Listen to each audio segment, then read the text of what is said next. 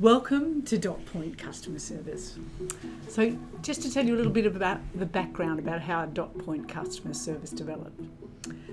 I was talking to my friend Jerry, who I'll introduce you to in a moment, about the passion for customer service and how important it is in our industry.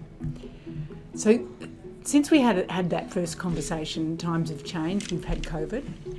But my background is in hospitality, and I've been involved in numerous things, including sort of teaching in hospitality.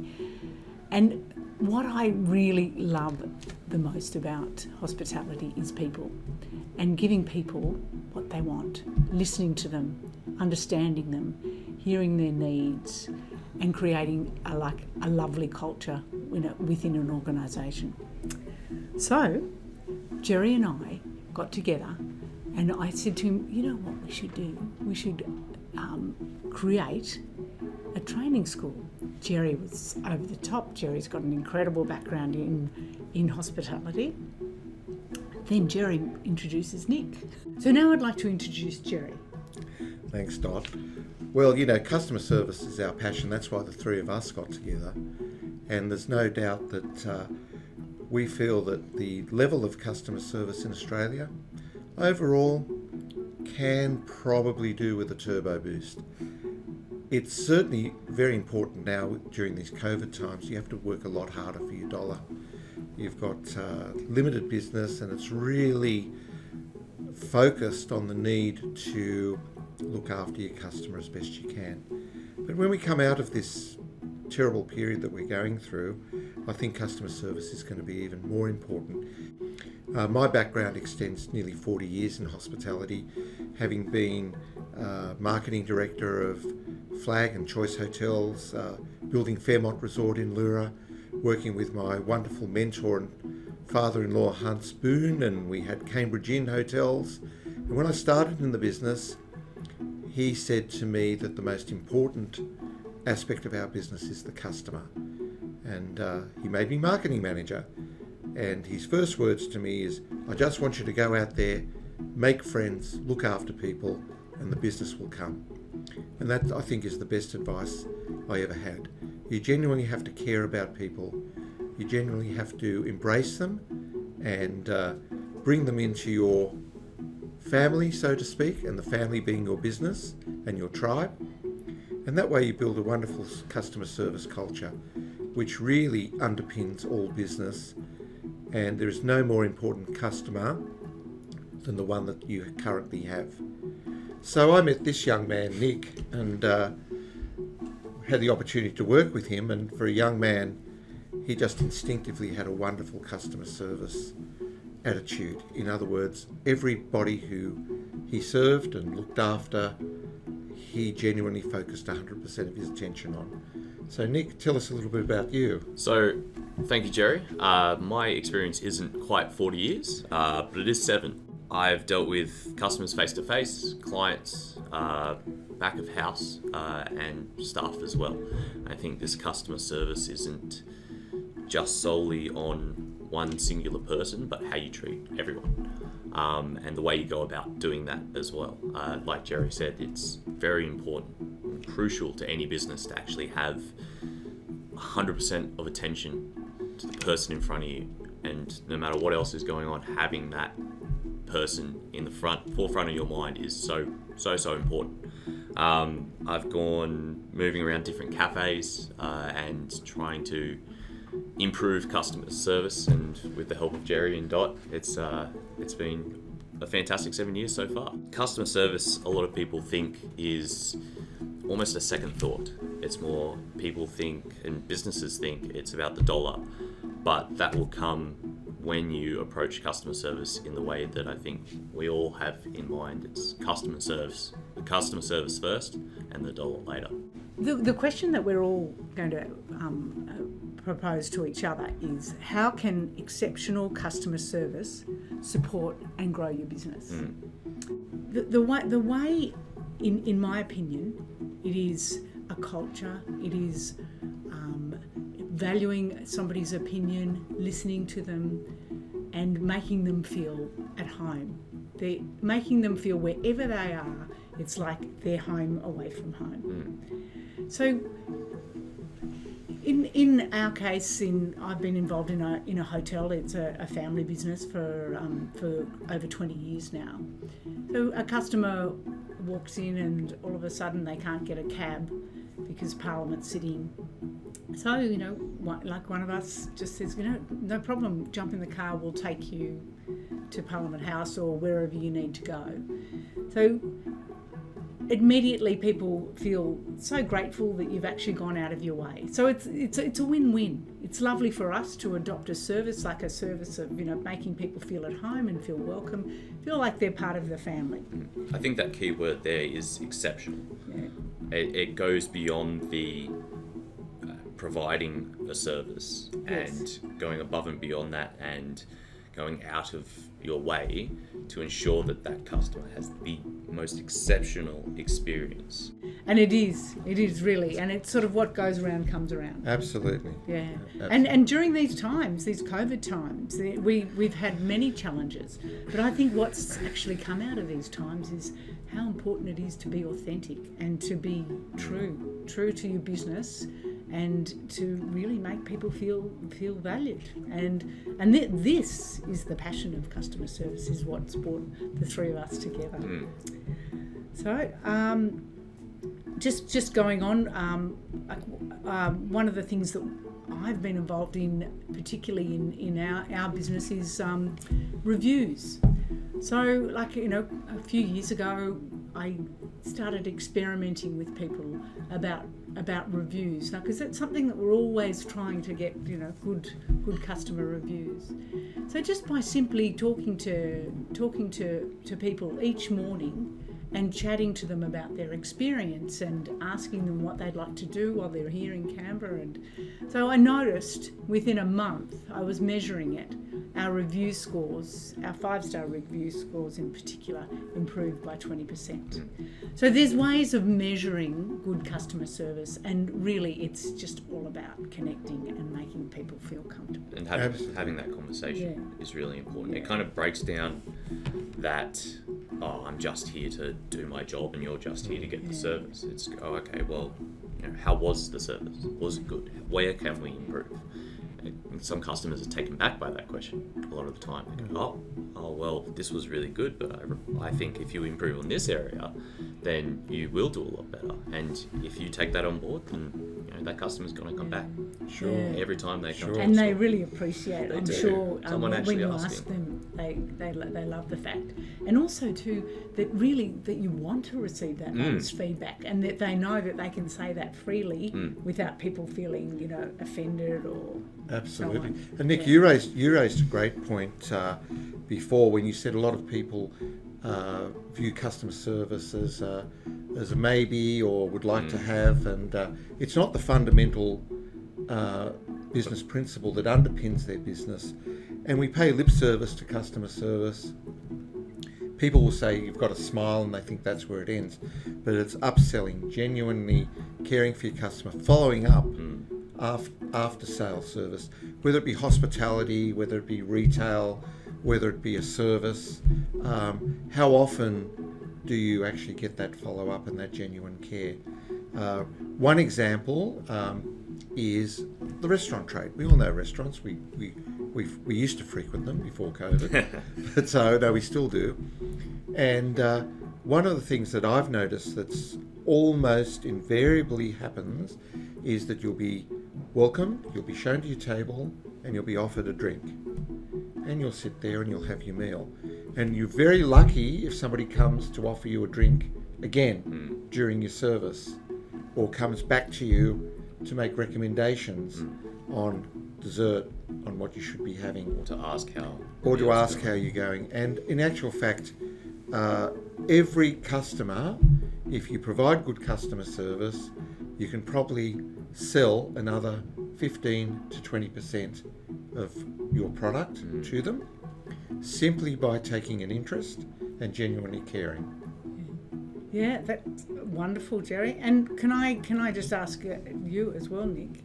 Is how do you build good customer service? How do you build customer service? Is what you're talking about? I think it's a team effort. You can't just be led by one person. If, for example, if you take a cafe, if one person is good at customer service but the rest aren't, then it feels almost fake.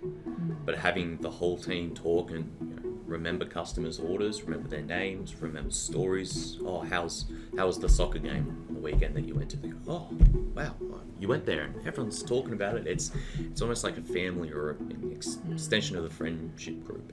Having everyone on board with that is second to none. Basically. And I think it's leadership as well. And you're quite right, Nick. And leadership comes from the top, whether it be the owner of the business, whether it be the manager. And the other important aspect to building a great customer culture service is empowerment. I think your staff should be empowered. They should be trained. They should be aware of how far they can go, which should be a long way in giving customer service. How many times have you walked into a place and said, what's your soup of the day? It said, oh, I'm not sure, I'll go and ask the chef. Well, you must know your product, number one. Number two, you must be empowered to say, yes, can do. Yes, can do. Can I have? Yes, you can. Something we talked about working together was the most common thing that we would say was of course I can, or of course you can. Yes, sure thing. It was just that positivity, positive. And I might say, if I can, one of the first and best companies that empowered their staff is McDonald's. And even to this day, that culture, which certainly is something that stands out and a lot of companies have taken up, but you can have a 15-year-old schoolgirl or schoolboy who's doing their casual job for their 4-hour shift once or twice a week, and if somebody comes to them and says, this burger's cold, they'll say, no problem, I'll get you a new one and replace it. How can they do that? They're empowered to do it. They're authorised to do it. And that's critical. And could I add to that too, just about how important it is for everyone to share their common goals. So if everybody's got a common goal, then you can all achieve it together. Absolutely. And that again, coming back to the team, connection, caring about each other, and like a family, like you said. A lot of the time customer service is about either retaining customers or gaining new ones. And you can do both, but you don't want to turn customers over quickly and then therefore providing subpar customer service. You want to retain the customer in front of you, keep their loyalty, but also try to gain new customers at the same time. Like I mentioned before, remembering customer orders and remembering interactions and experiences with that customer will keep that customer coming back day after day. Absolutely. And I think you've obviously got to have a good product, so that's critical. And you have to have a price that's competitive and that a customer's prepared to pay. But if you've achieved those two factors, the third that'll keep your customer loyal is by having a great experience. And a great experience can be 30 seconds buying a coffee. But if you make that 30 seconds a moment of truth, to quote a very famous customer service precedent, there was a 30-second moment of truth SAS Airlines developed in the 60s, where that first 30 seconds of contact determines whether that customer is going to have a good or a bad experience. And that becomes critical. So it's not only the experience, it's the quality, the product, and the experience you give your customer by genuinely caring for them and genuinely ensuring that you're doing everything you can to make them come back. And again, coming back to relationships, building relationships, creating the connection, and making people feel absolutely comfortable wherever they are. And you get that dollar from that as well. By having that relationship with the customer and the experience, like you said, Jerry, you can learn to upsell from that. Recommendations. You can, they then went, I went to this cafe or this restaurant and tell their family and friends, and that brings in business. It just really grows opportunities. And I know one of the questions I always ask is, how did you enjoy your stay, and would you come back? And that you always get that answer that you want to hear. And if there is something wrong, please tell us about it. What can we do? You want to hear the bad news as well, don't you, Dot? Totally. Because that way you can improve. You can't improve if you don't know what you have to improve on. And sometimes it's the smallest thing. Yeah. It might be like a little screw or something on the side table that was being forgotten, or a lamp that's out, and they're so easy to fix. Absolutely. But if you just have that conscious, how can I help? What can I do to help? Yeah. People will forgive a lot of things even with product and even price. But if they have a great experience and they're made to feel important or welcome, that says it all. Yeah. There is one interesting factor around customer service that I think many people forget, and there is a tendency for businesses to think if they cut staff and they cut service, they're going to make more money. Such a fundamental error. And I would say in the retail sector, that's extremely evident. If you look at some of the large department stores, without mentioning names, we know who they are. You have to really go hunting for somebody to serve you. And I would ask nearly everybody, have you walked out of a store because you didn't get service? I would say everybody's had that experience.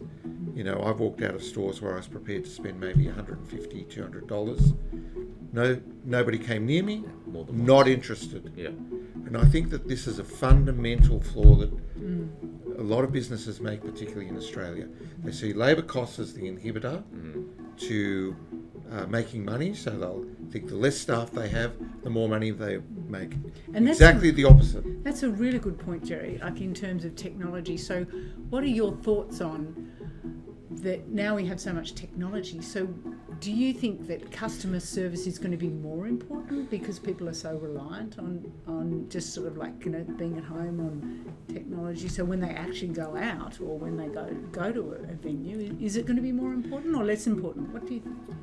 Well, interesting to get Nick's view, because we've got the young the young new entrant who's right across technology, and not to say that I'm not, but I'm certainly old school in that I started my career before technology was a thing. I mean, we thought the telex was amazing. I don't even know what the telex is, Jerry. So no, it's definitely going to be different, especially with COVID. More people are frequenting the internet from all ages, and getting your brand, your service, your product out there, and then treating customer service through social media and the internet is going to be super critical. But you need to follow up with, okay, well, that person saw this on Facebook, on other social medias, and then they come into the store. You then have to have the same level of customer service face to face. Yeah, so authentic and good, clear communication. Absolutely. With what you're putting on social media, and so the team absolutely understands. So we brought to you today, we've had a chat, we've talked about our passions for customer service, and so we've come together to form Dot Point Customer Service. So get in touch, give us some feedback, let us know what your thoughts are and what your needs are. Over to you. Yeah. So thank you. Yeah. Great to see you, and we'll look forward to working with you in the future. Bye.